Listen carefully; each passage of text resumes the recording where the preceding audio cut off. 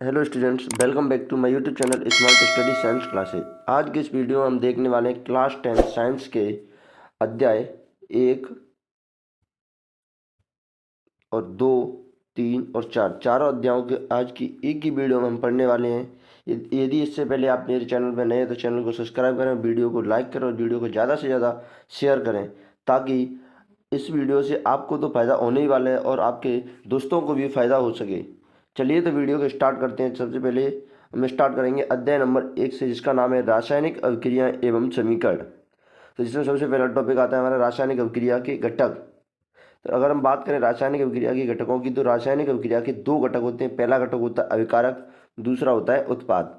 अगर हम बात करें कि अभिकारक क्या होते हैं, तो वे पदार्थ जो रासायनिक अभिक्रिया में भाग लेते हैं एवं बाएं हाथ यानी LHS की ओर स्थित होते हैं, क्या कहलाते हैं? अभिकारक कहलाते हैं। इसी प्रकार उत्पाद की अगर बात करें हम, तो वे पदार्थ जिनका रासायनिक अभिक्रिया में निर्माण होता है एवं दाएं हाथ यानी RHS की ओर स्थित होते हैं, उत्पाद कहलाते हैं।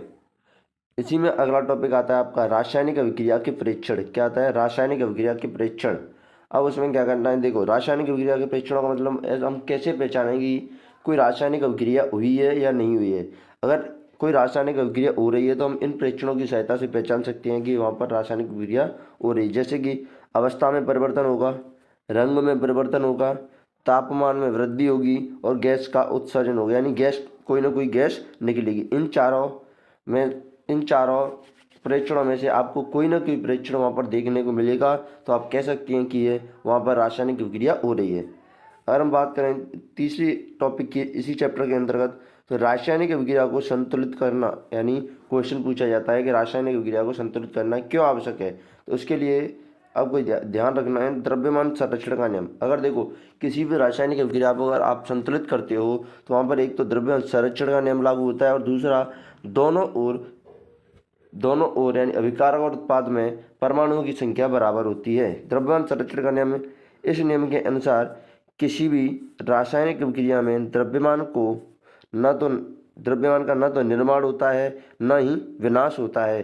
केवल क्या होता है, एक पदार्थ से एक रूप से दूसरे रूप में स्थानांतरित होता है। इसे क्या कहते हैं? द्रव्यमान संरक्षण का नियम।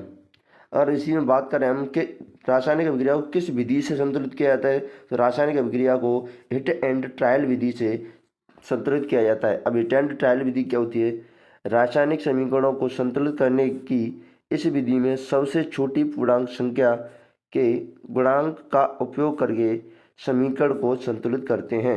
यानी कोई छोटी से छोटी संख्या लेके हम दोनों साइड के तत्वों को बराबर करने की कोशिश करते हैं इस विधि से। इसलिए इस विधि को क्या कहते हैं? हिट एंड ट्रायल विधि। ठीक है, ये इसकी परिभाषा होती है। अगला टॉपिक आता है इसमें हमारा रासायनिक अभिक्रियाओं के प्रकार। तो अब आपको पता है कि रासायनिक अभिक्रिया पहली होती है आपकी संयोजन अभिक्रिया, दूसरी होती है वियोजन अभिक्रिया, तीसरी होती है विस्थापन अभिक्रिया, चौथी होती है द्विविस्थापन अभिक्रिया, पांचवी होती है आपकी उपचयन एवं अपचयन अभिक्रिया। ठीक है, अगर हम बात करें सबसे पहली अभिक्रिया यानी किसकी?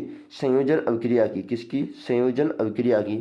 तो इसमें क्या होता है कि इस अभिक्रिया में दो या दो से अधिक अभिकारक मिलकर एकल उत्पाद का निर्माण करते हैं। यानी संयोजन अभिक्रिया में क्या होता है कि दो या दो से अधिक अभिकारक मिल जाते हैं और आपस में मिलकर एकल उत्पाद का निर्माण करते हैं। उस अभिक्रिया को क्या कहते हैं?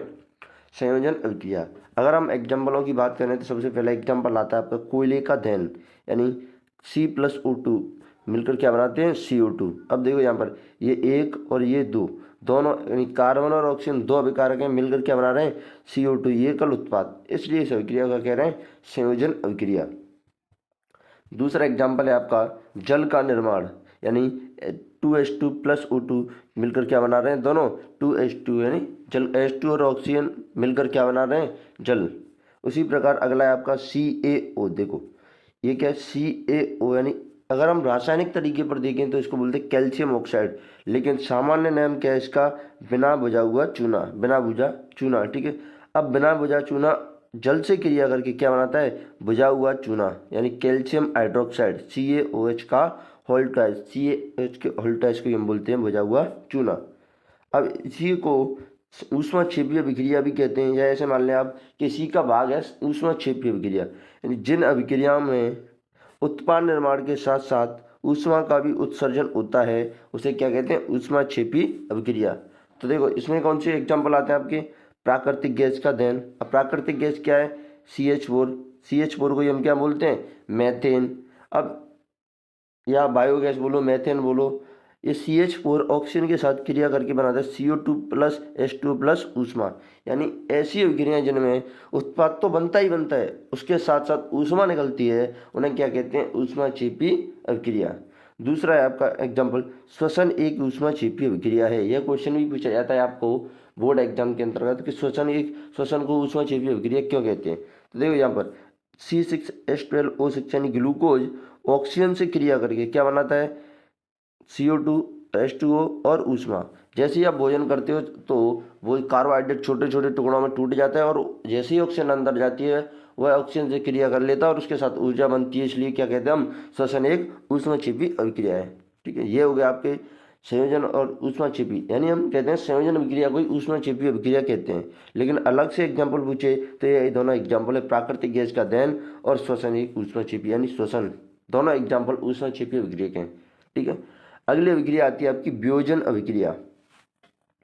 इस अभिक्रिया में एकल अभिकारक टूटकर दो या उससे अधिक उत्पाद बनाता है। देखो संयोजन अभिक्रिया में तो क्या होता है कि दो अभिकारक आपस में मिलकर एकल उत्पाद बनाते हैं, लेकिन वियोजन अभिक्रिया के अंतर्गत क्या होता है कि एकल अभिकारक टूटकर, यानी एक अभिकारक टूटकर दो या दो से अधिक उत्पाद बनाता है। यानी संयोजन और वियोजन दोनों ही अभिक्रिया एक दूसरे के विपरीत हैं। अगर हम बात करें वियोजन अभिक्रिया के प्रकार की, तो वियोजन अभिक्रिया के प्रकार होते हैं तीन, जैसे ऊष्मीय वियोजन, विद्युत वियोजन और प्रकाशीय वियोजन। ठीक है, अब ऊष्मा की वजह से होने वाला वियोजन क्या कहलाता है, ऊष्मीय वियोजन। ऊष्मा की वजह से होने वाला क्या कहलाता है, ऊष्मीय वियोजन। अगर मैं एग्जाम्पल की बात करूं तो देखो फेरस सल्फेट FeSO4 हरे रंग का होता है। अब उसको ऊष्मा देने पर एक किस्म टूट जाता है, Fe2O3 plus SO2 plus SO3, यानी फेरिक ऑक्साइड और सल्फर डाइऑक्साइड और सल्फर डाइऑक्साइड में फेरस सल्फेट ऊष्मा देने पर टूट जाता है, इसलिए इसको क्या बोल रहे हैं, ऊष्मीय वियोजन। ठीक है, दूसरा एग्जाम्पल है इसी का कैल्शियम कार्बोनेट, जिसको बोलते हैं चूना पत्थर। क्या बोलते हैं, चूना पत्थर।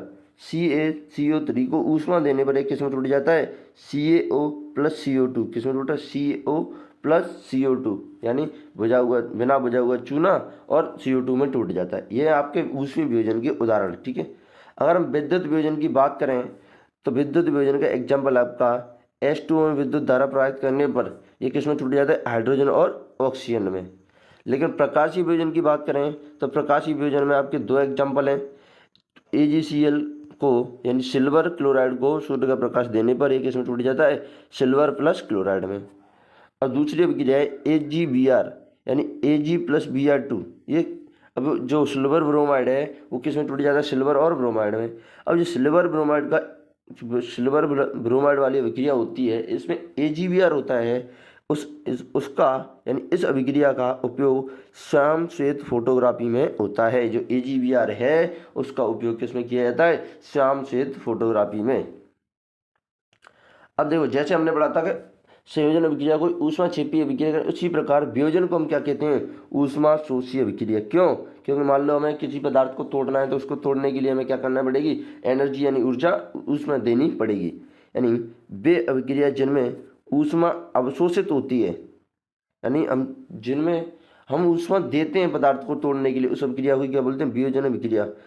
यानी वे अभिक्रिया जिनमें ऊष्मा अवशोषित होती है क्या कहलाती है, ऊष्मा शोषी अभिक्रिया। नीचे क्या लगा है, वियोजन अभिक्रिया को ही ऊष्मा शोषी अभिक्रिया कहते हैं। अगली अभिक्रिया आती है हमारी विस्थापन अभिक्रिया या एकल विस्थापन अभिक्रिया। क्या आती है, विस्थापन अभिक्रिया या एकल विस्थापन अभिक्रिया। विस्थापन अभिक्रिया की बात करें तो वे अभिक्रियाएं जिनमें अधिक अभिक्रियाशील यानी अधिक क्रियाशील तत्व कम क्रियाशील तत्व को उसके यौगिक से विस्थापित कर देता है, उसे विस्थापन अभिक्रिया कहते हैं। अतः इसमें एक अणु का विस्थापन होता है तो इसको क्या भी कह सकते हैं हम, एकल विस्थापन। यानी विस्थापन अभिक्रिया में क्या होता है कि विस्थापन अभिक्रिया में अधिक क्रियाशील तत्व कम क्रियाशील तत्व को उसके यौगिक से हटा देता है, उसको क्या बोलते हैं हम, विस्थापन अभिक्रिया। जैसे कि Fe प्लस CuSO4। अब देखो यहाँ आप देखोगे कि Fe कॉपर को हटा रहा है। और कॉपर को क्यों हटा रहा है? क्योंकि जो Fe है वो कॉपर से अधिक क्रियाशील है, इसलिए Fe कॉपर को हटा के कॉपर की जगह खुद बैठ जाता है, बन क्या जाता है FeSO4, और कॉपर क्या होता है अलग हो जाता है। दूसरा आता है पर Zn+CuSO4। तो यहाँ पर क्या हो रहा है, देखो यहाँ पर जिंक किसको हटा रहा है, कॉपर को। इसका मतलब जिंक भी अधिक क्रियाशील है कॉपर से, तो यहाँ क्या बन जाता है उत्पादन ZnSO4+Cu। तो इस प्रकार ये है आपकी विस्थापन अभिक्रिया। आपको एग्जाम के अंतर्गत अभिक्रिया देकर भी पूछा जा सकता है कि ये किस प्रकार की अभिक्रिया है। तो उस अभिक्रिया आपको जो आपको परिभाषा बताई है और जो एग्जाम्पल आपको बताए जा रहे हैं यहाँ पर, उनसे मैच करना है और आंसर लिखना है, ठीक है।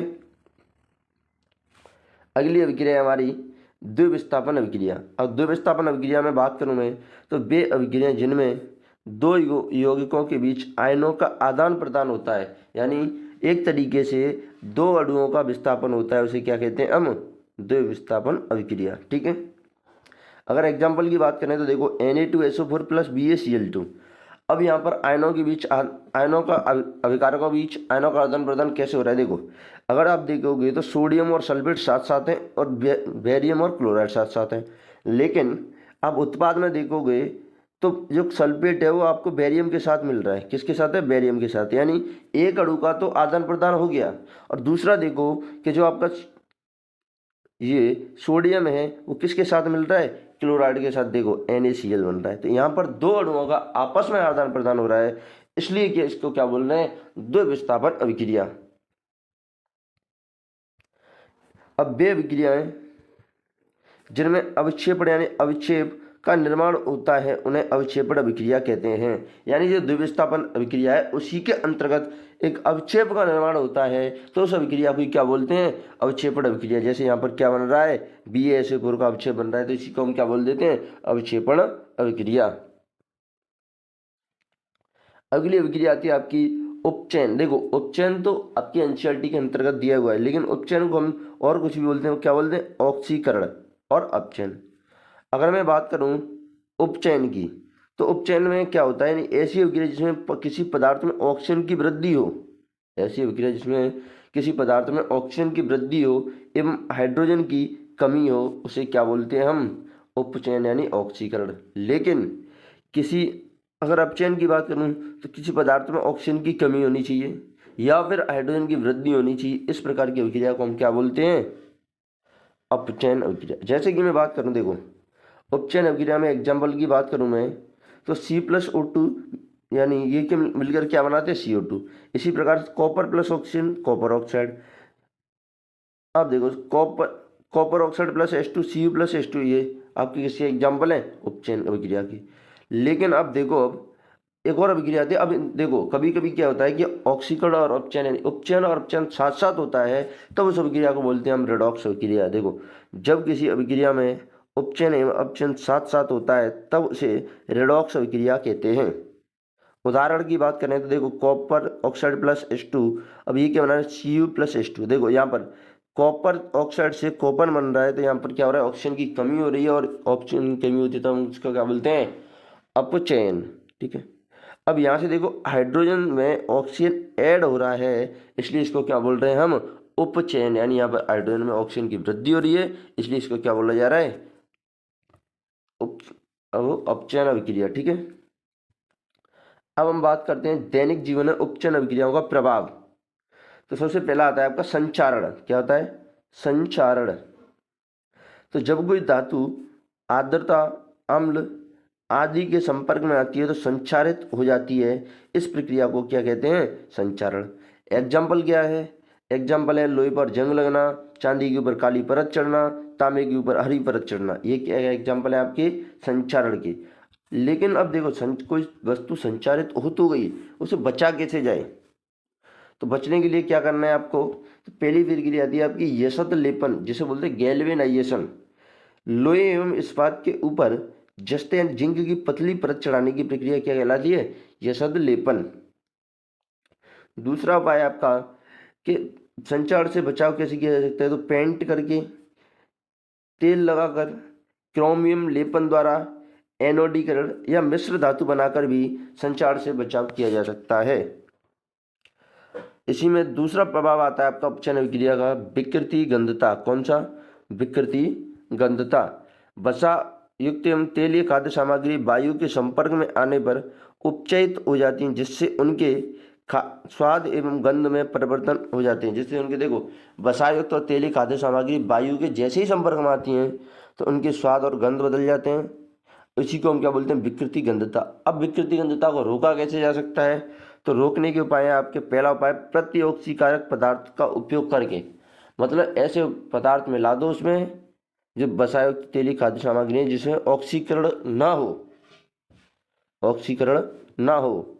दूसरा, वायुरोधी बर्तनों में खाद्य सामग्री रखकर, यानी दूसरा उपाय क्या है कि ऐसे बर्तन में रख दो खाद्य सामग्री को कि जहाँ वायु के संपर्क में खाद्य सामग्री आए ही ना।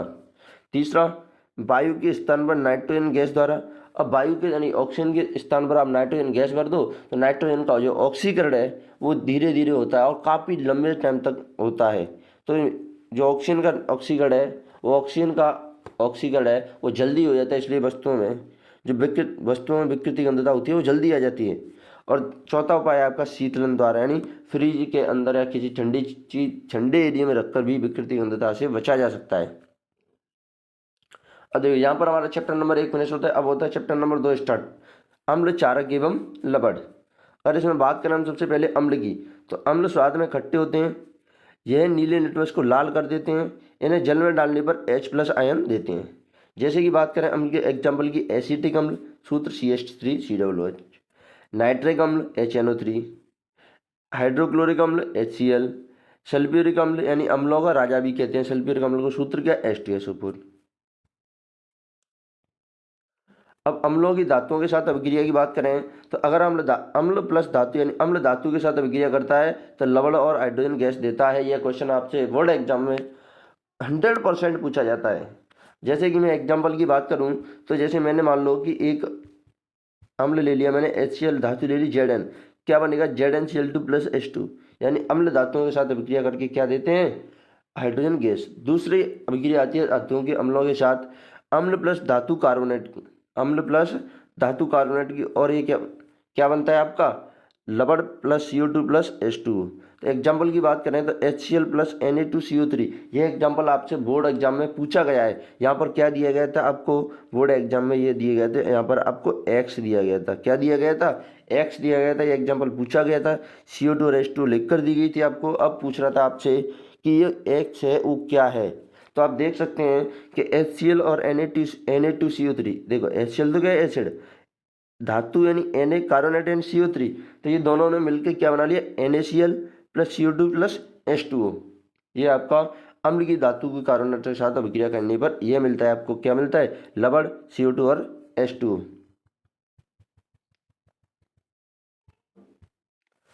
तीसरी अभिक्रिया अम्ल की धातु हाइड्रोजन कार्बोनेट से अभिक्रिया। देखो या तो बोल दे धातु हाइड्रोजन कार्बोनेट से अभिक्रिया या धातु बाइकार्बोनेट से अभिक्रिया। तब इसमें क्या होता है कि अम्ल प्लस धातु हाइड्रोजन कार्बोनेट वही ये मिलकर क्या बनाते हैं? लवण, CO2 और H2O। एग्जाम्पल आप देख सकते हैं, HCl एसिड है, NaHCO3, देखो धातु Na, hydrogen H, carbonate CO3, ये मिलकर क्या बनाते हैं?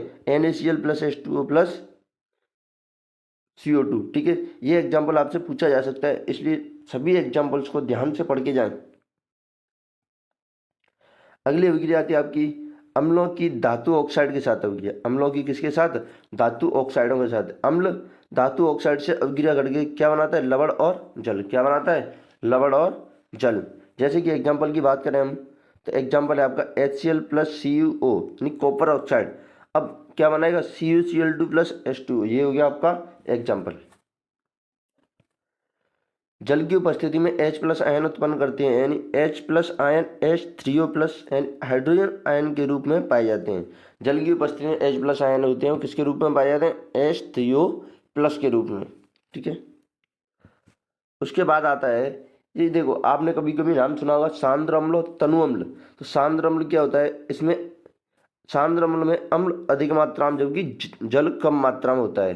अगर सांद्र अम्ल है तो उसमें अम्ल अधिक मात्रा में, जल कम मात्रा में, लेकिन तनु अम्ल है उसमें अम्ल कम मात्रा में और जल अधिक मात्रा में। उसके बाद आते हैं आपके क्षारक। तो क्षारकों की बात करें तो हम क्षारक होते हैं आपके स्वाद में कड़वे और ये क्या करते हैं, लाल निट्रोज को नीला कर देते हैं, यानी जल में डालने पर कौन से आयन देते हैं, OH माइनस यानी हाइड्रोक्साइड आयन। अगर हम एग्जाम्पल्स की बात करें तो NaOH, जिसको सोडियम हाइड्रोक्साइड बोलते हैं रासायनिक नाम तो, लेकिन अगर बात करें हम सामान्य नाम तो क्या बोलते हैं, कास्टिक सोडा। दूसरा एग्जाम्पल KOH, पोटेशियम हाइड्रोक्साइड। तीसरा एग्जाम्पल आपका क्षार का NH4OH, जिसे क्या बोलते हैं हम, अमोनियम हाइड्रोक्साइड। अगर क्षारकों की धातुओं के साथ अभिक्रिया की बात करें तो यह अभिक्रिया केवल सक्रिय धातुओं जैसे सोडियम और पोटेशियम के साथ संभव है। जो क्षार की धातुओं के साथ अभिक्रिया है वो दो या केवल सक्रिय धातु, कौन सी सक्रिय धातु, सोडियम और पोटेशियम के साथ ही संभव, बाकी ये अभिक्रिया नहीं होती। और आपको बताया क्षार और धातु से अभिक्रिया करके क्या बनाएगा, लवण और हाइड्रोजन गैस। जैसे एग्जाम्पल की बात करें तो NaOH प्लस Zn मिलकर क्या बनाते हैं, Na2ZnO2 प्लस H2। अब Na2ZnO2 से क्या बोला जाता है, सोडियम जिंकेट। दूसरी अभिक्रिया आपकी क्षार की अधातु ऑक्साइड के साथ अभिक्रिया। क्षार की किसके साथ अभिक्रिया, अधातु ऑक्साइड के साथ अभिक्रिया। तो देखो क्षार क्या है, कैल्शियम हाइड्रोक्साइड, अधातु ऑक्साइड, जैसे एग्जांपल ले लिया मैंने CO2। तो ये अभिक्रिया करके क्या बना है, क्षार अधातु ऑक्साइड के साथ अभिक्रिया करके क्या बनाता है, लवण और H2। ठीक है, तो ये कैल्शियम ऑक्साइड प्लस CO2 इन्होंने मिलकर क्या बना दिया, कैल्शियम कार्बोनेट प्लस H2। ये आपके क्षार की अधातुओं के साथ अभिक्रिया। ठीक है, अब अगला टॉपिक आता है, देखो जिसमें अधातुओं के ऑक्साइड कैसे होते हैं अगर पूछ ले तो अम्लीय प्रकृति के, और धातुओं के ऑक्साइड कैसे होते हैं तो क्षारीय प्रकृति। इस चीज़ का ध्यान रखना। अगला टॉपिक आता है सूचक। सूचक किन्हें कहते हैं, तो वे रासायनिक पदार्थ जिनका उपयोग पदार्थ की अम्लीय या क्षारीय प्रकृति को पता लगाने के लिए किया जाता है। यानी ऐसे रासायनिक पदार्थ जिनका उपयोग पदार्थ के अम्लीय या क्षारीय प्रकृति को पता लगाने के लिए किया जाता है वो क्या कहलाते हैं, सूचक। अगर सूचकों के प्रकार की बात करें तो 3 प्रकार के, संश्लेषित सूचक, प्राकृतिक सूचक और गंधीय सूचक। ठीक है, अब संश्लेषित सूचक के एग्जाम्पल की बात करें तो एग्जाम्पल आता है आपका मेथिल ऑरेंज और दूसरा आता है फिनोप्थेलिन। अगर प्राकृतिक सूचक की बात करें तो एग्जाम्पल आपका हल्दी, लिटमस। और गंधीय सूचक की बात करें तो लौंग का तेल, प्याज और वेनिला। अगर गंधीय सूचक की परिभाषा की बात करें तो ऐसे सूचक जिनकी गंध अम्लीय या क्षारीय माध्यम में बदल जाती है गंधीय सूचक कहलाते हैं। अगला टॉपिक आता है आपका पीएच। अगर हम पूरे नाम की बात करेंगे, पूरा नाम क्या होता है पीएच का, तो पोटेंज ऑफ हाइड्रोजन। पोटेंज यानी पोषांश किस भाषा का शब्द है, जर्मनी भाषा का। और हिंदी में बात करें इसकी तो इसका हिंदी में पूरा नाम क्या है, हाइड्रोजन की शक्ति। और बात करें कि पीएच स्केल की खोज किसने की थी, तो खोज की थी सोरेनसन नामक वैज्ञानिक थे, 1909 में इनकी खोज की थी। अब पीएच की परास की बात करें तो पीएच की परास 0 से 14 तक होती है। और पीएच 7 है किसी विलयन की तो उस विलयन को बोलते हैं उदासीन विलयन। जैसे कि जल की पीएच कितनी होती है, 7। पीएच अगर 7 से ज़्यादा है, पीएच अगर 7 से ज़्यादा है तब क्या बोलते हैं, क्षारीय विलयन। और पीएच 7 से कम है तब क्या बोलते हैं, अम्लीय विलयन। ठीक है, इस प्रकार कुछ दिखाई पड़ती है आपकी पीएच स्केल कि H+ की सांद्रता में इधर वृद्धि होती है और इधर किस में वृद्धि होती है, OH- की सांद्रता में। ठीक है, किसी विलयन में उपस्थित H+ आयन की सांद्रता ज्ञात करने के लिए एक स्केल है जिस क्या कहते हैं, पीएच स्केल। यानी किसी विलयन में H+ आयनों की सांद्रता ज्ञात करने के लिए जिस स्केल का उपयोग किया जाता है उसे क्या कहते हैं, पीएच स्केल। अगर आपसे पूछा जाता है पीएच किसे कहते हैं तो H+ आयनों के ऋणात्मक लघुगणक को, ऋणात्मक लघुगणक को क्या कहते हैं, पीएच कहते हैं। ठीक है, H+ आयन के ऋणात्मक लघुगणक को क्या कहते हैं, पीएच कहते हैं। अगला टॉपिक आता है दैनिक जीवन में पीएच का महत्व।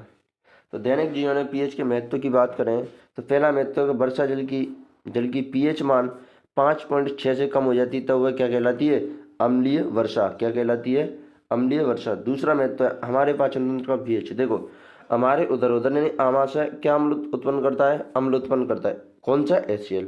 अब अपच की स्थिति में क्या होता है कि अधिक मात्रा में अम्ल उत्पन्न होता है जिसके कारण दर्द एवं जलन का अनुभव होता है। अब इसको कम करने के लिए किसका उपयोग किया जाता है, एक एंटासिड का उपयोग किया जाता है यानी अपच का उपचार करने के लिए किसका उपयोग किया जाता है? एक एंटासिड का नाम क्या है? मैग्नीशियम हाइड्रोक्साइड, जिसे बोलते हैं मिल्क ऑफ मैग्नीशियम। सूत्र क्या है? MgOH का होल ट्वाइस।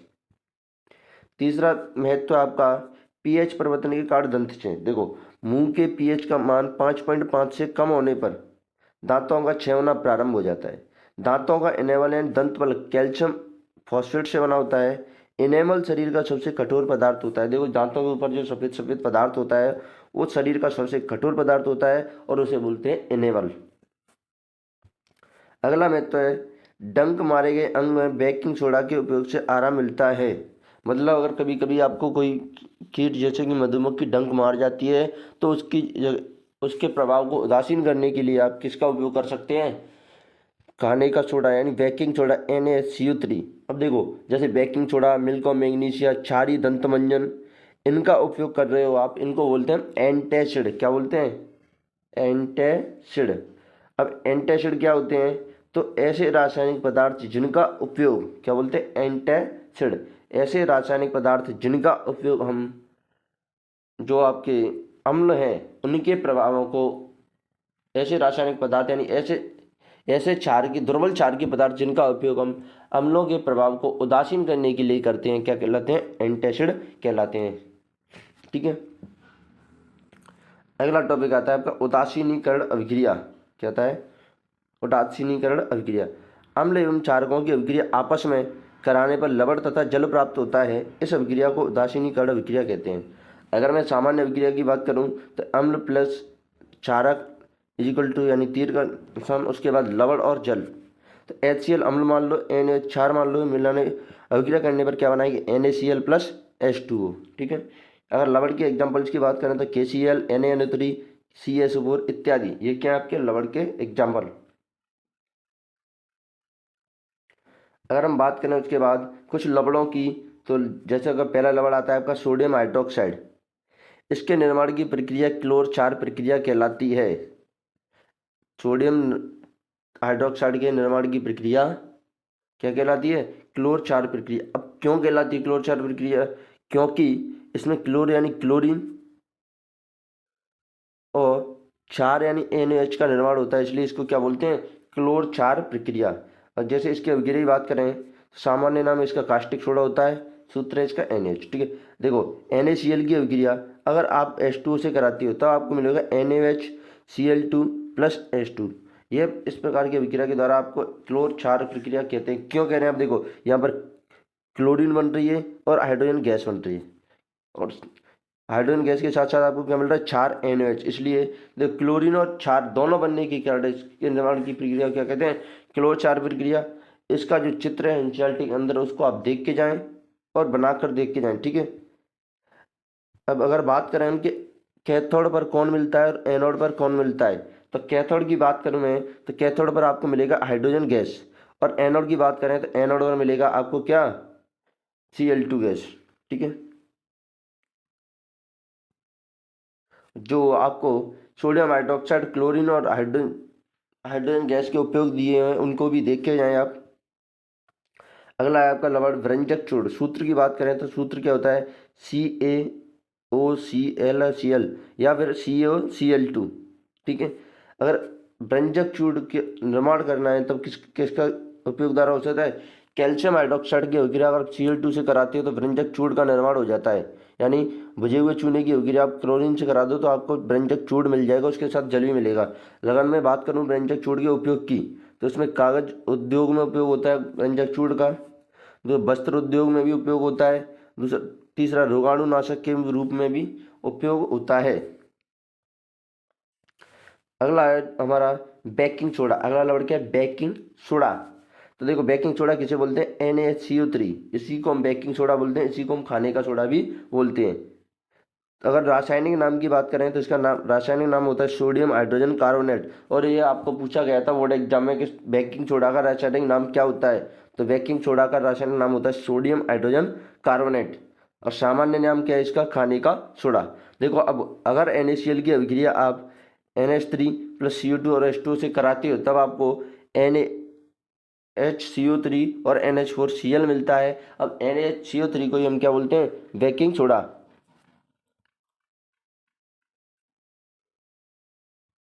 अगर इसके उपयोग की बात करें तो बेकिंग पाउडर बनाने में जो आपका बेकिंग सोडा होता है उसका उपयोग किस में होता है, बेकिंग पाउडर बनाने में। अब बेकिंग पाउडर किस किस से मिलकर बना होता है, तो बेकिंग सोडा और टार्टरिक अम्ल से।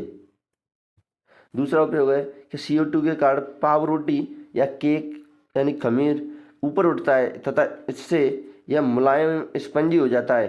यानी CO2 के कारण जो पाव रोटी होती है जिसे आप डबल रोटी भी बोलते हैं, और केक में जो छोटे छोटे छिद्र हो जाते हैं वो किसकी वजह से होते हैं, CO2 की वजह से, जिससे वो क्या हो जाते हैं, मुलायम और स्पंजी। क्या हो जाते हैं, मुलायम और स्पंजी। ठीक है, यह क्वेश्चन भी आपसे पूछा गया था बोर्ड एग्जाम में। अगला है लवण है आपका धोने का सोडा। तो धोने के सोडे के सूत्र की बात करें तो Na2CO3.10H2O, ये आपके धोने का सोडे का सूत्र होता है। अगर इसके रासायनिक नाम की बात करें तो होता है जलीय सोडियम कार्बोनेट। अगर आप Na2CO3 सोडियम कार्बोनेट की अभिक्रिया जल के 10 अणुओं के साथ कराते हो तब आपको उत्पाद के रूप में क्या मिलेगा, क्या मिल जाएगा, धोने का सोडा। अगर इसके उपयोगों की बात करें हम तो उपयोगों का इसका पहला उपयोग बोरेक्स उत्पादन में, किसमें, बोरेक्स उत्पादन में। बोरेक्स का सूत्र क्या होता है, Na2B4O7.8H2O, ये होता है आपका बोरेक्स का फॉर्मूला। उसके बाद दूसरा उपयोग है जल की स्थायी कठोरता को हटाने में। स्थायी कठोरता आती किसकी वजह से है, तो स्थायी कठोरता आपकी आती है कैल्शियम और मैग्नीशियम आयनों की वजह से। किस कहते हैं, कैल्शियम और मैग्नीशियम आयनों की वजह से। और तीसरा उपयोग है घरों में साफ सफाई में, ये होता है आपके धोने के सोडे का उपयोग। अगला लवण आता है आपका रासायनिक POP, प्लास्टर ऑफ पेरिस। तो प्लास्टर ऑफ पेरिस का फॉर्मूला होता है CaSO4.12H2O। जितने भी लवण मैंने अभी आपको बताए इस चैप्टर के अंतर्गत, उनके आपको रासायनिक नाम और उनके फॉर्मूला होने याद होना चाहिए, क्योंकि मैच द कॉलम के अंतर्गत आपको यही पूछा जाता है कि कौन सा किसका फॉर्मूला है। ये हो गया आपका प्लास्टर ऑफ पेरिस यानी POP का फॉर्मूला CaSO4.12H2O। अगर रासायनिक नाम की बात करें तो होता है अर्ध हाइड्रेट कैल्शियम सल्फेट। अर्ध हाइड्रेट का मतलब आधा जल का। अगर मान लो जिप्सम को 373 केल्विन ताप पर गर्म करें तो ये जल के अणुओं को त्याग कर अर्ध हाइड्रेट यानी कैल्शियम सल्फेट बनाता है। अर्ध हाइड्रेट कैल्शियम सल्फेट बनाता है, जिसे क्या कहते हैं, POP। यानी जिप्सम का सूत्र क्या होता है, तो जिप्सम का सूत्र होता है आपका CaSO4.2H2O। अब इसको 373 केल्विन पर गर्म करें तब है CaSO4.12H2O। यानी जैसे ही आप गर्म करोगे तो ये 1 से 1/2 जल के अणु निकाल देगा और क्या बचेगा आपका CaSO4.12H2O। अगर मान लो कि हम CaSO4.12H2O के साथ जल का 1 से 1/2 अणु और जोड़ दें तो आपको क्या मिल जाएगा, कैल्शियम सल्फेट के 2 अणुओं के साथ आपको जिप्सम मिल जाएगा। यानी POP में पुनः जल मिलाने से जिप्सम प्राप्त होता है। अगर हम बात करें POP के उपयोगों की तो देखो, POP का उपयोग टूटी हड्डियों को सही जगह पर स्थिर रखने में किया जाता है। दूसरा उपयोग खिलौने में, सजावट का सामान बनाने में। तीसरा उपयोग सतह को चिकना बनाने में। ठीक है, अगर हम बात करते हैं देखो अब कुछ प्राकृतिक स्रोत और उनके अम्लों की, तो इसमें पहले जैसे आपका पहला है सिरका। सिरका में कौन सा अम्ल उपस्थित होता है, एसिटिक अम्ल। तो आपसे ये भी पूछा जाता है कि सिरका में उपस्थित अम्ल का रासायनिक नाम लिखिए, तब भी क्या लिखना है, यही लिखना है आपको। जैसे सिरके में एसिटिक अम्ल, नींबू या संतरा में सिट्रिक अम्ल, इमली में टार्ट्रिक अम्ल, टमाटर में ऑक्जेलिक अम्ल, खट्टा दही यानी दूध में कौन सा, लैक्टिक अम्ल, चींटी का डंक या नेटल के डंके में कौन सा, मेथेनोइक अम्ल। ठीक है, अगर मैं बात करूँ कुछ सामान्य पीएचओं की, जैसे जठर रस का पीएच यानी HCl का पीएच 1.2, नींबू के रस का पीएच 2.2, शुद्ध जल का पीएच 7, रक्त का पीएच 7.4, MgOH का होल ट्वाइस यानी मिल्क और मैग्नीशिया का पीएच 10, सोडियम हाइड्रोक्साइड का विलयन यानी NaOH का पीएच 14। ये होते हैं आपके सामान्य पीएच। ठीक है, अगला टॉपिक है क्रिस्टलन का जल। तो लवण के एक सूत्र इकाई में जल के निश्चित अणुओं की संख्या क्रिस्टलन का जल कहलाती है। यानी कोई सूत्र है उसमें कितने जल के अणु हैं वह क्या कहलाती है, क्रिस्टलन का जल। जैसे कि CuSO4.5H2 और इसमें कितने अणु हैं जल के, 5। तो क्रिस्टलन का जल कितने हो गए, 5 जल के अणु। Na2CO3.10H2 इसमें कितने जल के अणु, 10। तो क्रिस्टलन का जल कितने हैं, 10 जल के अणु। CaSO4.2H2O इसमें कितने जल के अणु हैं, 2, तो इसके क्रिस्टलन का जल कितना हो गया, 2 जल के अणु। अगर बात करें H2 के उपयोग की, तो H2 का उपयोग किस में होता है, ईंधन के मार्गरीन के रूप में। और अगर मान लो कहीं पर भी बोला जा रहा है इसे आपको कि कोई गैस फटफट की ध्वनि के साथ जल रही है, तो उसका करेक्ट आंसर आपको H2 गैस लिखना है। क्या लिखना है, H2 गैस। अगर इससे बोल दे आपको कि वहाँ पर बुध पदार्थ हो रही है या चूने का पानी सफ़ेद दूधिया हो रहा है, तो किस गैस की वजह से हो रहा है, तो होता है आपका CO2 गैस की वजह से। फटफट की ध्वनि के साथ हाइड्रोजन गैस निकलती है। अगर Cl2 के उपयोग की बात करें, तो जल को कीटाणु मुक्त करने में यानी जल की स्वच्छता में क्लोरीन का उपयोग होता है। पॉलीविनाइल क्लोराइड यानी PVC में किसका उपयोग होता है, क्लोराइड का। क्लोरोफ्लोरोकार्बन है CFC में भी किसका उपयोग होता है, आपका क्लोरीन का। ठीक है, अब यहाँ पर आपका खत्म होता है चैप्टर नंबर 2 यानी अम्ल, चारक और लवण। अब स्टार्ट करेंगे हम चैप्टर नंबर 3, अध्याय 3, जिसका नाम है धातु एवं अधातु। तो सबसे पहले आता है हमारा धातु और अधातु में भौतिक गुणधर्मों के आधार पर अंतर। ठीक है, तो भौतिक गुणधर्मों के आधार पर अंतर की बात करें हम, तो धातु कैसे होते हैं, ठोस होते हैं। और अगर बात करें अधातुओं की, तो ठोस, द्रव और गैस तीनों हो सकते हैं। और धातुओं की बात करें तो धातु चमकीले होते हैं, जबकि अधातु कैसे होते हैं, चमकीले नहीं होते हैं। तीसरा अंतर है आघात वर्धता पाई जाती है धातुओं के अंदर, लेकिन अधातुओं के अंतर्गत आघात वर्धता नहीं पाई जाती। अब होती क्या है आघात वर्धता, तो धातुओं का वह गुण जिससे उन्हें पीटकर एक पतली शीट के रूप में ढाला जा सकता है, वह क्या कहलाती है, आघात वर्धता। ठीक है, और अगला गुण होता है धातुओं में तन्यता पाई जाती है, जबकि आपकी जो अधातु होते हैं उनके अंतर्गत तन्यता नहीं पाई जाती। अब तन्यता क्या होती है, तो धातुओं का वह गुण जिसमें उन्हें एक पतले चादर के रूप, पतले तार के रूप में, चादर के रूप में तो आघात वर्धता होती है, पतले तार के रूप में खींचा जाता है, उन्हें क्या कहते हैं, तन्यता। सबसे ज़्यादा तन्य धातु क्या है, सोना। क्या है, सोना। ठीक है, सबसे ज़्यादा आघात वर्धक धातु कौन सी है, चांदी। अगर बात करें हम अगले अंतर की, तो जो धातु होती है उनका कठोर एवं उच्च घनत्व होता है, जबकि जो अधातु होती हैं उनका घनत्व कैसा होता है, कम। धातुएं होती हैं वे विद्युत और ऊष्मा की चालक होती हैं, जबकि अधातुएं विद्युत और ऊष्मा की कुचालक होती हैं। अगला अंतर है जो धातु होती है उनका क्वथनांक और गलनांक कैसा होता है, अधिक होता है, जबकि अधातुओं का क्वथनांक और गलनांक क्या होता है, निम्न होता है। और धातुओं के अंतर्गत एक और गुण पाया जाता है, क्या, ध्वनिक यानी सोनोरस, यानी धातुएं कठोर सतह से टकराकर आवाज उत्पन्न करती हैं। धातुओं का यह गुण क्या कहलाता है, सोनोरस, जो कि अधातुओं के अंतर्गत ऐसा गुण नहीं पाया जाता। ये होते हैं आपके धातु और अधातुओं के बीच भौतिक गुणधर्मों के आधार पर अंतर। अगर हम बात करें धातु और अधातु में रासायनिक गुणधर्मों के आधार पर अंतर की, तब भी ये आप देख सकते हैं। देखो, अगर धातुओं की बात करें तो धातुएं विद्युत की धनात्मक होती हैं। विद्युत की धनात्मक मतलब देखो, जैसे कि सोडियम है तो सोडियम Na+ होता है, कैल्शियम है आपका कैल्शियम Ca2+, यानी इन पर प्लस आवेश होता है। लेकिन अधातुओं की बात करें तो विद्युत ऋणात्मक होती हैं, जैसे Cl-, M-, S2-, ये क्या होती हैं, विद्युत ऋणात्मक होती हैं। अगर हम बात करें कि धातुएं ऑक्सीजन के साथ अभिक्रिया करके क्षारीय ऑक्साइड बनाती हैं, क्या बनाती हैं, क्षारीय ऑक्साइड, जैसे कि Na+O2 2Na2। ठीक है, अगर अधातुओं की बात करें तो अधातुएं ऑक्सीजन के साथ अभिक्रिया करके अम्लीय ऑक्साइड बनाती हैं। कैसे ऑक्साइड बनाती हैं, अम्लीय, जैसे C+O2 = CO2। यानी इस प्रकार हम बोल सकते हैं जो धातुओं के ऑक्साइड होते हैं वो क्षारीय प्रकृति के होते हैं, जबकि अधातुओं के ऑक्साइड होते हैं वो कैसे होते हैं, अम्लीय प्रकृति के होते हैं। तीसरा अंतर है धातुओं में आयनिक बंध होते हैं, जबकि अधातुओं में सहसंयोजक बंध होते हैं।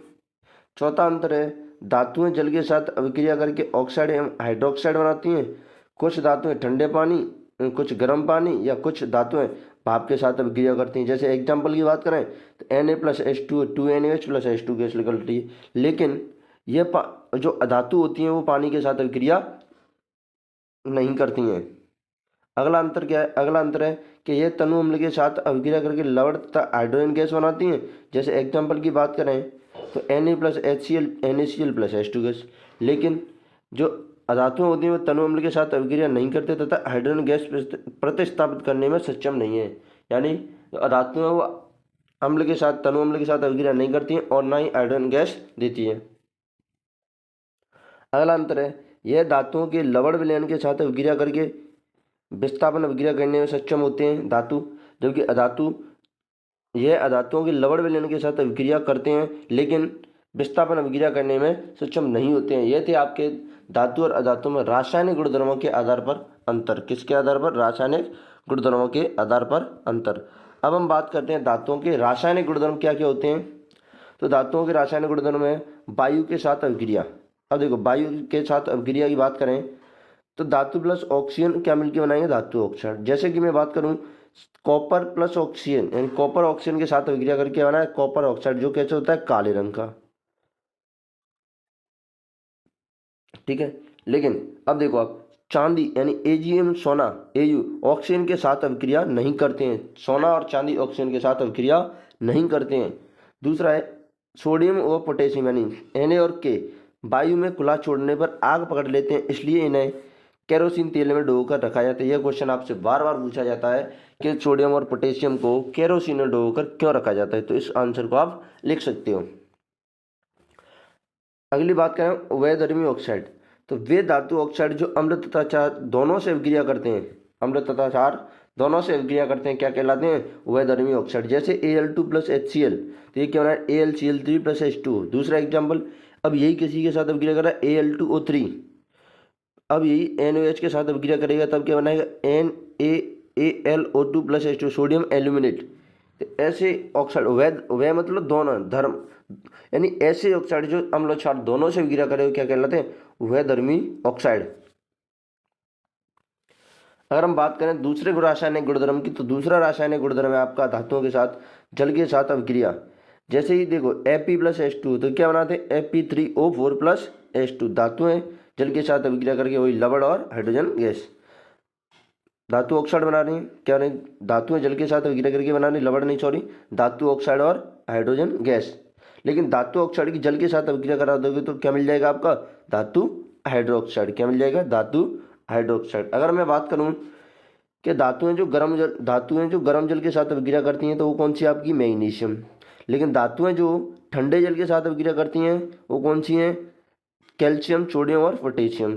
ठीक है, इसके लिए ट्रिक क्या याद रखना है? काना के, यानी अगर पूछ ले आपसे कि कौन सी धातुएं जो ठंडे जल के साथ अभिक्रिया करती हैं तो ट्रिक याद रखनी है काना के। का मतलब Ca, ना मतलब Na, के मतलब के, यानी कैल्शियम, सोडियम और पोटेशियम। ठीक है, अगर आपसे पूछ ले कि ऐसी कौन सी धातुएं जो केवल भाप के साथ अभिक्रिया करती हैं तो एल्यूमिनियम, आयरन और जिंक। इसके लिए क्या ट्रिक याद रखनी है? अल्फेज। क्या रखना है याद? अल्फेज। अल मतलब Al यानी एल्यूमिनियम, फे मतलब Fe यानी आयरन, ज मतलब Zn यानी जिंक। ठीक है, अगर पूछ ले आपसे कि ऐसी धातुएं जो जल के साथ अभिक्रिया नहीं करती हैं तो Pb, Cu, Ag और Au। ठीक है, ये अभिक्रिया आपकी, ये जो तत्व है आपके साथ जो जल के साथ अभिक्रिया नहीं करते हैं। लेकिन अगर ऐसे पूछ ले कि कैल्शियम और मैग्नीशियम जल के साथ अभिक्रिया करने पर तैरने लगते हैं, क्यों तैरने लगते हैं? तो क्योंकि हाइड्रोजन गैस के बुलबुले धातु के साथ चिपक जाते हैं। जो हाइड्रोजन गैस के बुलबुले होते हैं वो किसके साथ चिपक जाते हैं? धातु के साथ चिपक जाते हैं। तीसरी अभिक्रिया आपकी धातुओं की तनु अम्ल के साथ अभिक्रिया। अब देखो, धातु तनु अम्ल के साथ अभिक्रिया करेगा तो आपको लवण और हाइड्रोजन गैस बनाएगा। जैसे कि example Fe plus HCl, FeCl2 plus H2।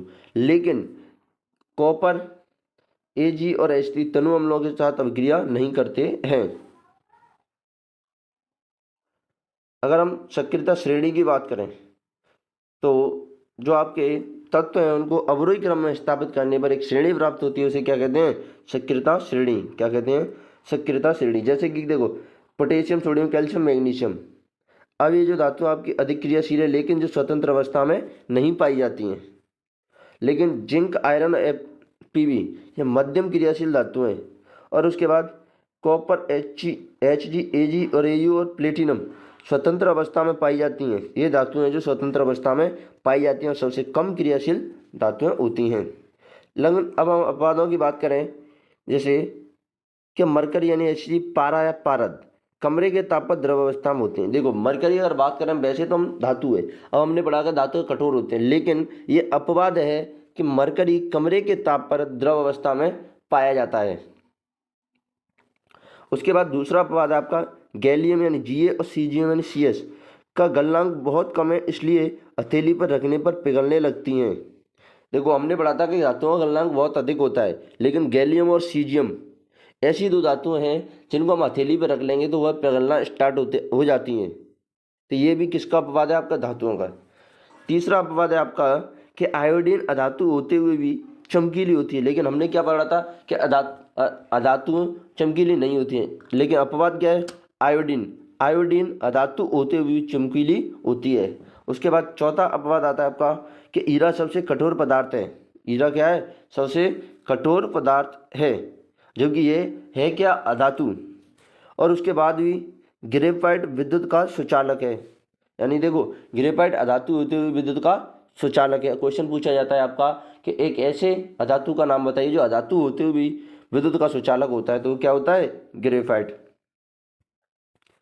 उसके बाद आता है आपका क्षारीय धातु। यानी क्षारीय धातु कौन कौन सी? लिथियम, सोडियम और पोटेशियम को चाकू से आसानी से काटा जा सकता है। देखो हमने बोला था कि जो धातुएं होती हैं वो कठोर होती हैं, तो ये, लेकिन अपवाद क्या है कि लिथियम, सोडियम, पोटेशियम ऐसी धातुएं हैं जिनको आसानी से चाकू से काटा जा रहा है। और एक ट्रिक क्या याद रखें? लीना के ली मतलब एल आई यानी लिथियम, ना मतलब एन यानी सोडियम और के मतलब पोटेशियम। और अगला अपवाद है आपका ब्रोमीन द्रव अवस्था में पाई जाती है। ब्रोमीन क्या पाई जाती है? द्रव अवस्था में पाई जाती है। तो ऐसे पूछ लिया जाता है आपका कि एक ऐसी धातु का नाम बताइए जो कि द्रव अवस्था में पाई जाती है, तो क्या है? ब्रोमीन। ठीक है। अगर हम बात करें एक्वा रेजिया, ये क्या होता है एक्वा रेजिया? तो सांद्र हाइड्रोक्लोरिक अम्ल। मैंने क्या बताया था? सांद्र का मतलब अम्ल ज़्यादा पानी कम। सांद्र नाइट्रिक अम्ल, देखो HCl और HNO3, HCl और HNO3 का मिश्रण क्या कहलाता है? Aqua regia. इस चीज़ का ध्यान रखना कि कंसंट्रेटेड HCl पहले और कंसंट्रेटेड HNO3 बाद में, यानी जो 3 है वो किसका है? HCl का। एक है वो किसका है? HNO3 का। उसके बाद वर्जन तथा निस्तापन में अंतर। यह बोर्ड का फेवरेट क्वेश्चन है इस चैप्टर के अंतर्गत कि आपसे पूछा जाता है वर्जन और निस्तापन में अंतर। अगर मैं वर्जन की बात करूं तो सल्फाइड अयस्कों को वायु की उपस्थिति में अधिक गर्म करने पर, किसको गर्म कर रहे हैं? सल्फाइड अयस्कों को वायु की उपस्थिति में अधिक गर्म करने पर यह किस में बदल जाता है? ऑक्साइड में बदल जाता है। जैसे कि एग्जांपल देखो ZnS प्लस ऑक्सीजन, यानी ZnS अभिक्रिया के साथ ऑक्सीजन के साथ अभिक्रिया करके क्या बना रहा है? ZnO प्लस SO2 क्या बन जाता है? एक तो आपका ऑक्साइड बन जाता है, दूसरा सल्फर डाइऑक्साइड बन जाता है। इसी प्रकार HGS और ऑक्सीजन के साथ अभिक्रिया करके क्या बन रहा है? HGO plus SO2। अब HGS को क्या बोलते हैं? शिनवार यानी पारद का अयस्क। क्या बोलते हैं? पारद का अयस्क। ठीक है। अब अगर हम बात करें निस्तापन की तो कार्बोनेट अयस्कों को सीमित वायु में, यहाँ देखो वर्जन में क्या होता है? अधिक वायु की उपस्थिति में गर्म करते हैं, लेकिन निस्तापन के अंतर्गत क्या होता है? सीमित वायु यानी वायु की अनुपस्थिति बोलो या सीमित वायु में गर्म करने पर ये किस में बदल जाते हैं? ऑक्साइड में बदल जाते हैं। उदाहरण क्या है? Zinc carbonate. यहाँ देखो कौन से इसके कार्बोनेट अयस्क, इस चीज़ का विशेष ध्यान रखें। निस्तापन के अंतर्गत कार्बोनेट अयस्क ऑक्साइड के अंदर बदलते हैं, जबकि वर्जन में आपके सल्फाइड अयस्क किस में बदलते हैं? ऑक्साइड में। तो देखो यहाँ पर जिंक कार्बोनेट है, इसको आपने ताप दिया यानी गर्म किया तो ये किस में बदलेगा? जिंक ऑक्साइड प्लस CO2 में। ये आपके होते हैं वर्जन और निस्तापन में अंतर। उसके बाद आती हैं आपकी मिश्र धातुएं। तो 2 या 2 से अधिक धातुओं के मिश्रण से बनती हैं। किससे बनती हैं? 2 या 2 से अधिक धातुओं के मिश्रण से बनती हैं। लोहा सूक्ष्म मात्रा में कार्बन के मिश्रण के साथ लोहा कठोर और प्रबल हो जाता है। मतलब लोहा सूक्ष्म मात्रा में कार्बन मिला दो लोहे के साथ तो ये कैसा हो जाता है? कठोर हो जाता है। जैसे मैं बात करूं मिश्र धातुओं के एग्जाम्पल होंगे तो पहला आता है आपका स्टील। स्टील में कौन सा होता है आपका? आयरन, निकल और क्रोमियम। पीतल में कौन सा होता है आपका? कॉपर और जिंक। कौन सा होता है? कॉपर और जिंक। तो इसके लिए देखो पीतल के लिए आपको ट्रिक याद रखनी है पिताजी। क्या ट्रिक याद रखनी है? पिताजी। अब पी का मतलब पीतल, ता का मतलब तांबा और जी का मतलब जिंक। ठीक है। उसके बाद आता है कांसा। देखो कॉपर दोनों में ही है, पीतल और कांसे दोनों में ही कॉपर है देखो, लेकिन कांसे के अंतर्गत जिंक की स्थान पर क्या आ जाएगा? SN यानी टिन। तो ये पूछ ले कि कांसा किसका मिश्र धातु है? तो कॉपर और टिन का। अगर ये पूछ ले कि पीतल किसकी मिश्र धातु है? तो कॉपर और जिंक का। शोल्डर। अब शोल्डर भी एक प्रकार की मिश्र धातु है। अब इसके किस किस से मिलकर बनी होती है, तो पीबी और टिन से। किससे, पीबी और टिन, टिन यानी एसएन। उसके बाद है अमलगम, तो मरकरी यानी Hg के साथ कोई भी अन्य धातु डाल दो तुम, जैसे कि Na plus H G, Na plus H G. आप मरकरी के साथ कोई भी धातु डाल दो, वो क्या है, अमलगम है। ठीक है, ये हो गया आपकी मिश्र धातु। अगला है आपका थर्मिट अभिक्रिया। तो आयरन थ्री यानी Fe3+ ऑक्साइड की अभिक्रिया के साथ, यानी आयरन ऑक्साइड Fe2O3 के साथ, Fe2O3 के साथ एल्यूमिनियम का उपयोग रेल की पटरी एवं मशीनी पुर्जों की दरारों को जोड़ने के लिए किया जाता है। इस अभिक्रिया को क्या कहते हैं, थर्मिट अभिक्रिया। जैसे कि Fe2O3 + 2Al, अब ये क्या बनाते हैं, Fe + Al2O3 और ऊष्मा। इस अभिक्रिया का उपयोग कहाँ पर किया जाता है, कि जो आपकी रेल की पटरी या मशीनी पुर्जों की दरारों को जोड़ने के लिए। अगला टॉपिक है आपका आयनिक यौगिक। कौन सा, आयनिक यौगिक। तो देखो, विपरीत आवेशित आयन एक दूसरे को आकर्षित करते हैं तथा मजबूत स्थिर वैद्युत बल में बंधकर आयनिक यौगिक बनाते हैं। ठीक है, ये होते हैं आपके आयनिक यौगिक। अगर इसके गुणधर्मों की बात करें तो हम पहले आता है आपका भौतिक प्रकृति। कौन सा आता है, भौतिक प्रकृति। ये ठोस एवं कुछ कठोर होते हैं, यह सामान्यतः भंगुर होते हैं। मतलब भौतिक प्रकृति की बात करें तो कठोर होते हैं और भंगुर होते हैं, मतलब थोड़ा से चोट देने पर टूट जाते हैं। दूसरा गुणधर्म है गलनांक एवं क्वथनांक। तो ये जो आयनिक यौगिक होते हैं, इनके गलनांक एवं क्वथनांक बहुत अधिक होते हैं। घुलनशीलता की बात करें तो जल में घुलनशील एवं केरोसिन, पेट्रोल जैसे विलायकों में अविलय होते हैं। जो आपके आयनिक यौगिक होते हैं वो जल में घुलनशील, लेकिन जैसे केरोसिन, पेट्रोल जैसे विलायकों कैसे होते हैं, अविलय। अगला आपका गुणधर्म विद्युत चालकता। जलीय विलयन में और गलित रूप में विद्युत का चालन करते हैं, ये ठोस रूप में विद्युत का चालन नहीं करते हैं। अब देखो, जलीय विलयन में और गलित अवस्था में क्यों विद्युत का चालन करते हैं, क्योंकि इनके आयन स्वतंत्र होते हैं, और स्वतंत्र होते हैं तो आपके इलेक्ट्रोड यानी कैथोड एनोड की ओर गति करते हैं, जिसकी वजह से ये जलीय विलयन और गलित रूप में विद्युत का चालन करते हैं। लेकिन ठोस रूप में क्यों नहीं करते, क्योंकि इनके आयन स्वतंत्र नहीं होते, स्वतंत्र नहीं होते तो गति नहीं कर पाते, इस प्रकार विद्युत का चालन भी नहीं कर पाते। अगला टॉपिक है आपका धातुओं का परिष्करण, जिसमें पढ़ना है आपको धातुओं का विद्युत अपघटनीय परिष्करण। अब होता क्या है, धातुओं से अपद्रव्य यानी अशुद्धि हटाने की सबसे अधिक उपयोगी विधि कौन सी है, विद्युत अपघटनीय परिष्करण। और इसमें क्या होता है, देखो, प्लस यानी एनोड पर तो अशुद्ध तामा लेना है, कैथोड पर शुद्ध तामा, विलयन क्या लेना है, कॉपर सल्फेट प्लस तनु H2SO4। अब विद्युत अपघट्य से जब विद्युत धारा प्रवाहित की जाती है तब एनोड से अशुद्ध धातु विद्युत अपघट्य में घुल जाती है। मतलब आप विद्युत अपघट्य के अंतर्गत विद्युत धारा प्रवाहित करोगे तब एनोड से, अब एनोड किसका बना है, अशुद्ध धातु का, तो एनोड से अशुद्ध धातु विद्युत अपघट्य यानी विलयन में जाएगी और वहाँ पर घुल जाएगी। अब दूसरी, उतनी ही मात्रा में शुद्ध कॉपर विद्युत अपघट्य से कैथोड पर निक्षेपित हो जाती है। मतलब देखो, एनोड से जितनी अशुद्ध धातु विद्युत विलयन के अंतर्गत गई, उतनी ही शुद्ध धातु धातु विद्युत अपघट्य से कैथोड पर निक्षेपित, मतलब जमा हो जाती है। उसके बाद आता है आपका इसी में एनोड पंख किसे कहते हैं, तो अविलय अशुद्धियाँ एनोड तली पर निक्षेपित हो जाती हैं। जो अविलय अशुद्धियाँ होती हैं वो एनोड तली पर क्या हो जाती हैं, निक्षेपित हो जाती हैं, जिन्हें क्या कहते हैं, एनोड पंख। ये रहा आपका विद्युत अपघटनीय परिष्करण का चित्र। देखो, अभी बताया था ना मैंने कि ये एनोड अशुद्ध धातु का बना है, तो इससे जितना अशुद्ध धातु इस विलयन में जाएगा, उतनी शुद्ध धातु कॉपर के साथ इस कैथोड पर चढ़ जाती है। ठीक है, ये होता है आपका विद्युत अपघटनीय परिष्करण। यहाँ पर आपके चैप्टर 3 यानी धातु और अधातु तीनों चैप्टर खत्म होते हैं। केमिस्ट्री का आपका लास्ट चैप्टर है आपका कार्बन एवं उसके यौगिक। कौन सा, कार्बन एवं उसके यौगिक। तो मैं अगर पहले कार्बन की बात करूं तो कार्बन का प्रतीक होता है C, द्रव्यमान होता है 12 ग्राम, और परमाणु क्रमांक क्या, परमाणु संख्या की बात करें तो परमाणु संख्या कितनी होती है, 6। अगर हम कार्बन की उपस्थिति की बात करते हैं तो भूपर्पटी में खनिजों के रूप में जो कार्बन है आपका कितना मिलता है, 0.02%, लेकिन वायुमंडल में CO2 के रूप में 0.03% मिलता है। अब बात करते हैं हम इलेक्ट्रॉन बिंदु संरचना। इस चैप्टर से जो सबसे पहला क्वेश्चन पूछा जाता है आपसे वह इलेक्ट्रॉन बिंदु संरचना। तो दो तत्वों या परमाणुओं के मध्य इलेक्ट्रॉनों की साझेदारी से बनती है। यानी जो इलेक्ट्रॉन बिंदु संरचना है वो किससे बनती है? दो तत्वों या परमाणुओं के मध्य इलेक्ट्रॉनों की साझेदारी से। ठीक है।